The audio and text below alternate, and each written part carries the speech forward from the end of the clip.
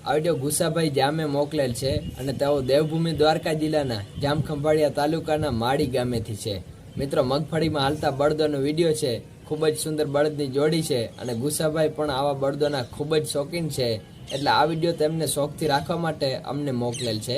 તો તમે એમના માટે આ વિડીયોને લાઈક કરી દેજો અને અમારી ચેનલ ખેડૂત પુત્રને તમે સબસ્ક્રાઈબ કરી લેજો, જેથી કરી અને આવા દરરોજ નવા વિડીયો તમારા સુધી પહોંચતા રહે।